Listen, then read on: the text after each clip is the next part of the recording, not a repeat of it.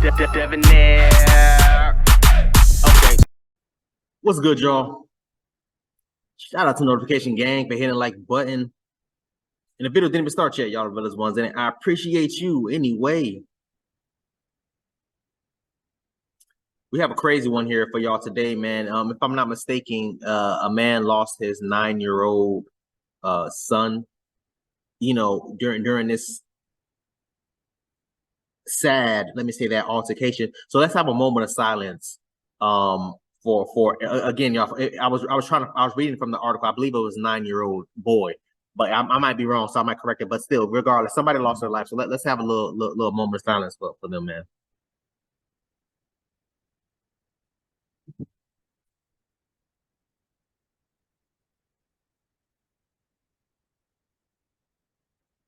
Yeah, man. So I mean, yeah, it's just a sad situation all around. Again, traveling to another country and ended up going through some crazy behind stuff. So Sergio Luis Felix, who's from Bronx, New York, traveled to, if I'm not mistaken, a DR or something like that. If I let me just start this video because I'm not even. I feel like I'm going to butcher the damn story because I read the story about 2-3 days ago and I'm trying to remember everything I read. So let's go. News. 5 men are under arrest in the Dominican Republic, charged with the deadly mugging of a 9-year-old boy from the Bronx. The boy and his family were visiting the island for spring break when they were targeted by thieves a short time after landing at the airport and taking a car to their final destination.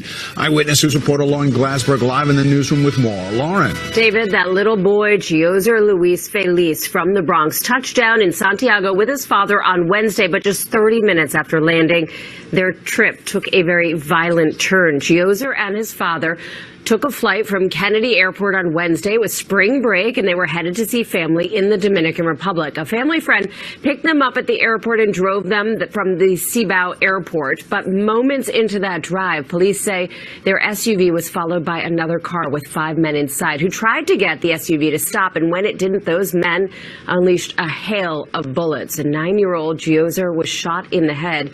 He was rushed to the hospital and died during emergency surgery. The attackers sped away from the scene, but police caught up with them, and they are now all in custody.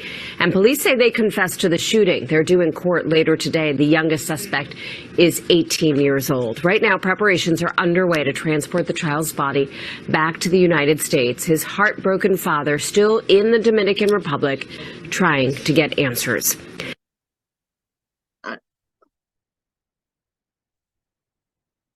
There was a lot of speculation going on from what I was reading in the article, and I'll make sure to put the article in the description, y'all. There was a lot of stuff that was going on in the article. From what the article was saying, that it was one of the family members that tried to set them up and rob them and not do all this, that, and the third. But I really wanted to do, and whether that's true or not, who knows, right? We just gotta wait for more details to come out. But it's really, really, what's the word I'm looking for?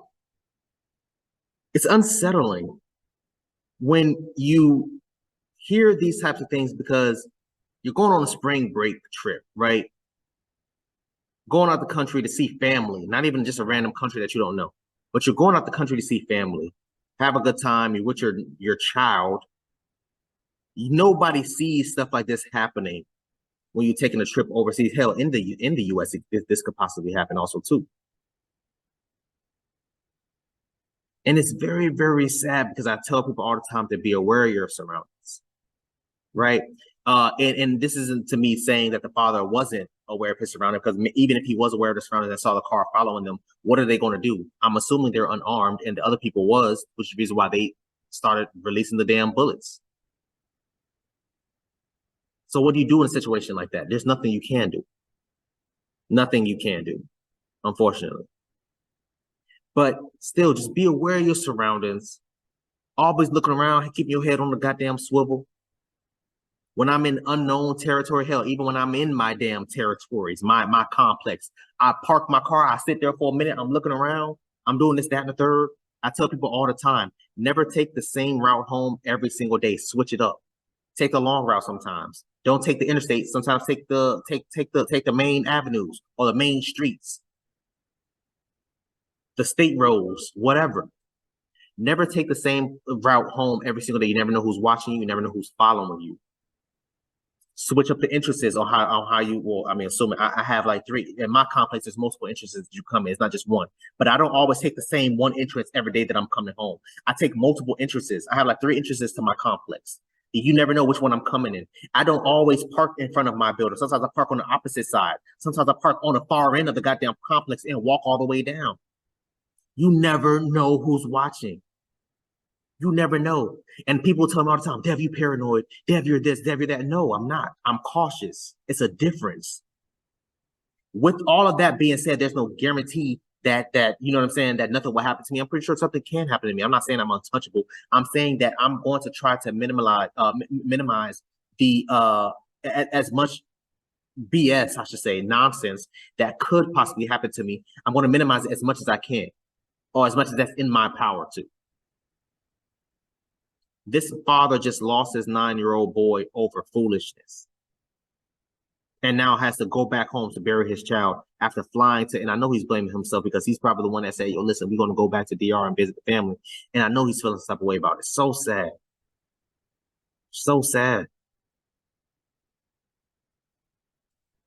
And according to the State Department, the Dominican Republic falls under a level 2 travel advisory, meaning travelers are urged to exercise caution because of violent crime in the Dominican Republic. Police in the Dominican Republic are holding a press conference with updates in the next hour, and we'll have much more information on Eyewitness News first at 4. Shirley. And I'm happy that she was saying that it was a level 2 when you fly, right? A lot of these countries, man, y'all have to be careful when you're going to these countries, right? Because you just never know. You're going to these countries that's like, you know, second world, third world, or whatever case may be, and you're put in a situation where these people don't have nothing. They look at you, you're American or Americanized, I should say, right? Americanized, probably, you know, nicely well-dressed. These people don't have anything. They don't have nothing to lose. They're going to throw their life away in hopes of getting a goddamn dollar out of you. That's how bad it is in a lot of these types of countries, which is the reason why I tell people all the time, hey, listen, if you travel out of country, make sure you are fluent in that language, or have someone that's around next to you, close to you, that's fluent in that native tongue or that native language. So when you're put in a situation like this, you can interact with them and you can communicate with them.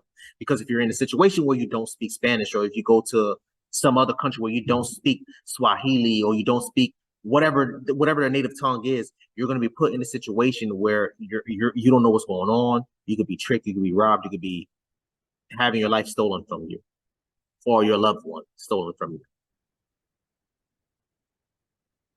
There was a situation where 4 Americans were basically got, you know, flanked, I guess you could say.